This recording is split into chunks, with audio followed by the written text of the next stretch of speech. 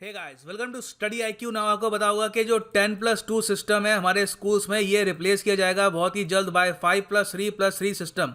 जो नया academic structure होगा, इसमें जो सेकेंडरी स्टेज है जिसमें हम कवर करेंगे क्लास 9 to 12। इस सेक्शन में एक नई चीज़ ये है कि स्टूडेंट्स के पास ऑप्शन होगी कि वो फॉरेन लैंग्वेज लर्न कर सकते हैं, जैसे कि फ्रेंच, जर्मन, स्पेनिश या फिर जापानीज़।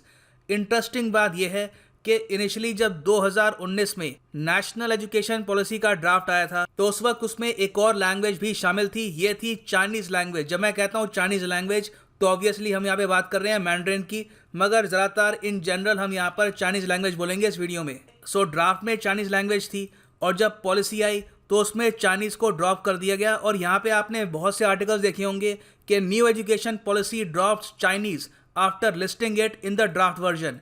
तो ये देखो, एक बहुत ही बड़ा चेंज है। जो चाइनीज़ लैंग्वेज है, इसको बताया जाता है कि दुनिया में सेकेंड मोस्ट स्पोकन लैंग्वेज है आफ्टर स्पेनिश। कुछ लिस्ट हैं जहाँ पे उसको नंबर 1 भी रखते हैं, क्योंकि वहाँ पर सेकेंड लैंग्वेज की ऑप्शन नहीं होती है, मगर overall Chinese language is a widely spoken language. तो ये ऑप्शन जब ड्रॉप करी गई है, तो इससे एक डिबेट खड़ा होता है कि क्या ये निर्णय ठीक था, क्या हमने यहाँ पर लॉन्ग टर्म में स्टूडेंट्स के हित में एक्शन लिया है। काफ़ी कुछ आपको जानने को मिलेगा इस वीडियो में। A lot to know, a lot to discuss as always. But before we begin, go to Google play store, download करो यहाँ पर स्टडी IQ एजुकेशन ऐप, और यहाँ पे आप परचेज कर सकते हैं हमारा फ्लैगशिप UPSC कोर्स, जिसके लिए EMI ऑप्शन भी अवेलेबल है। And don't forget to subscribe to study IQ and press the bell icon. Now पहली बात तो देखो, चाइनीज़ और इंडियन रिलेशंस आज के समय एक बहुत ही ज़्यादा खराब फेज से गुजर रहे हैं।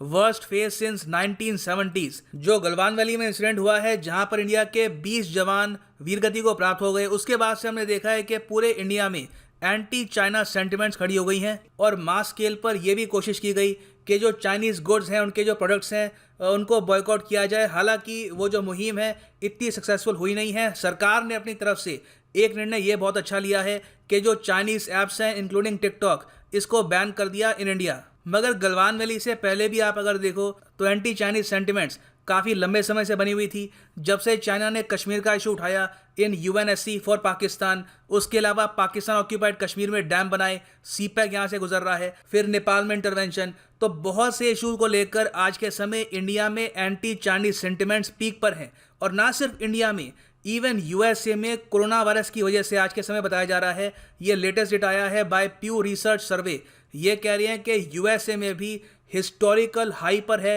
Anti China sentiment. तो ऐसे टाइम में सरप्राइज की बात नहीं है कि जो हमारी नई एजुकेशन पॉलिसी है, इसमें हमने चाइनीज लैंग्वेज को ड्रॉप कर दिया from the list of foreign language. मगर यहाँ पे एक लार्जर क्वेश्चन ये आता है कि क्या उनकी लैंग्वेज ना सीखना उनके लिए लॉस है या फिर हमारे लिए यहाँ पे लॉस है। क्योंकि ये बात समझ में आती है कि आप अगर चाइनीज़ फ़ोन परचेज करते हैं तो आप चाइनीज़ कंपनीज़ की कमाई करा रहे हैं, तो चाइनीज़ फ़ोन्स को बॉयकॉट करिए, चाइनीज़ जो प्रोडक्ट्स हैं उनको बॉयकॉट करिए। मगर हिस्ट्री में आप देखो तो बहुत ही कम केसेस दिखते हैं कि जब दो कंट्रीज़ के बीच में रिलेशंस ख़राब हो तो वो एक दूसरे की जो लैंग्वेज है वो भी सीखना बंद कर दें, या फिर स्कूल का जो सिलेबस है वहाँ से लैंग्वेज को भी ड्रॉप कर दें। एक एग्जाम्पल के लिए मैं आपको ये बता रहा हूँ कि जो सेकेंड वर्ल्ड वॉर थी, उसमें जापानीज़ आर्मी ने बहुत क्रुएल्टी करी ऑन चाइनीज़ पीपल, मगर उसके बाद भी जो जापानीज़ लैंग्वेज का ऑप्शन था इन चाइनीज़ स्कूल्स, चाइनीज़ यूनिवर्सिटीज़, इसको रिमूव नहीं किया गया, क्योंकि उनको पता था कि इससे जापान को लॉस नहीं होगा कि अगर हम जापानीज़ नहीं सीखेंगे। और आज के समय भी आप अगर देखो तो चाइना में एंटी जापान सेंटिमेंट्स बहुत ज़्यादा है, बहुत से इश्यूज़ को लेकर है, मगर तब भी जहाँ पे उनको नीड महसूस होती है तो उनकी लैंग्वेज वो सीख लेते हैं, क्योंकि लैंग्वेज को काफ़ी बार देखा जाता है as a tool, as an instrument to communicate. आप अगर 2018 में जो हमारी फॉर्मर एक्सटर्नल अफेयर्स मिनिस्टर थी सुषमा स्वराज, इनकी स्टेटमेंट्स देखो तो इन्होंने ये कहा था कि नीड ये है कि इंडियंस और चाइनीज़ एक दूसरे की भाषा लर्न करें ताकि पीपल टू पीपल कॉन्टैक्ट बढ़े, और जो मिसअंडरस्टैंडिंग है दोनों कंट्रीज़ के बीच में ये भी कम हो। साथ ही साथ इन्होंने ये भी कहा था कि अगर दोनों कंट्रीज़ के लोग एक दूसरे की भाषा सीखते हैं तो इससे जो बिजनेस है, ट्रेड है, ये भी काफ़ी हद तक इंक्रीज़ होगा। ऑलरेडी हम देख रहे हैं कि चाइना की जो प्रीमियर यूनिवर्सिटीज़ हैं, जो इनकी प्रीमियर 16 यूनिवर्सिटीज़ हैं, वहाँ पर बहुत से स्टूडेंट्स हैं जो हिंदी लर्न कर रहे हैं, तमिल लर्न कर रहे हैं, बंगाली लर्न कर रहे हैं, क्योंकि वो देख रहे हैं कि जो चाइनीज़ इन्वेस्टमेंट्स हैं ये इंडिया में ग्रो कर रही हैं, तो आज नहीं तो कल हो सकता है कि इनको रोज़गार का अवसर मिले इन इंडिया, या फिर हो सकता है कि ये अपना बिजनेस इंडिया लेके आएँ और यहाँ पर इन्वेस्ट करें।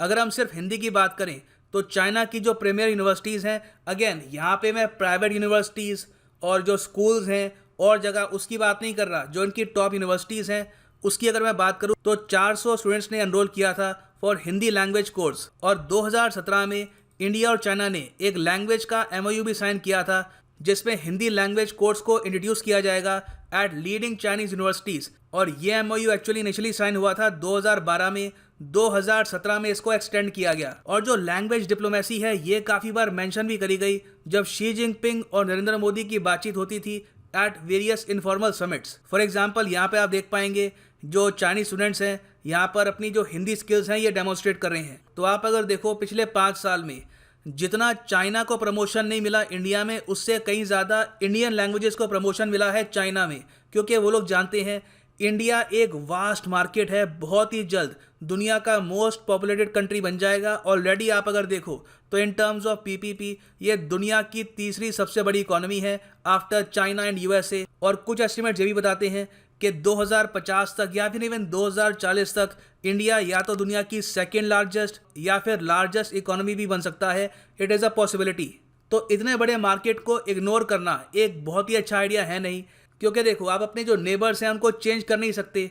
चाइना हमारा नेबर रहेगा, ठीक है, डिफरेंसेस रहेंगे, मगर तब भी ट्रेड तो कंटिन्यू रहेगा। और अगर हम चाहते हैं कि उनके साथ जो ट्रेड डेफिसिट है ये कम हो, इंडियन बिजनेसेस वहाँ पर जाके बिजनेस करें, हमारे जो प्रोफेशनल्स हैं ये लोग वहाँ पर जाएं, तो उसके लिए काफ़ी इंपॉर्टेंट है कि यहाँ पर भी लोगों के पास ऑप्शन हो, एटलीस्ट स्टूडेंट्स के पास ऑप्शन हो कि वो चाइनीज़ लैंग्वेज भी लर्न कर पाएँ एट सेकेंडरी लेवल। तो यहाँ पर मैंने कोशिश करी है कि जो इशू है इसके 2 डिफरेंट पहलू आपको दिखाऊं। एक तो है यहाँ पर राष्ट्रवाद का, नेशनलिज्म का, कि बिल्कुल चाइना को बॉयकॉट करना है, we have nothing to do with them. और दूसरा यहाँ पे है लॉन्ग टर्म थिंकिंग का, कि देखिए ट्रेड को हम इग्नोर तो कर नहीं सकते, तो उसमें लैंग्वेज भी एक काफ़ी क्रिटिकल पार्ट है। सो मैं जानना चाहूँगा यहाँ पर आपका ओपिनियन क्या है और आपके हिसाब से जो निर्णय लिया गया है क्या ये ठीक है, या फिर चाइना के साथ लॉन्ग टर्म में जो लैंग्वेज एक्सचेंज है ये भी हमें रोक कर रखना चाहिए। इसके बारे में आप लिख सकते हैं in the comment section below. Thanks for listening and as always God bless you all.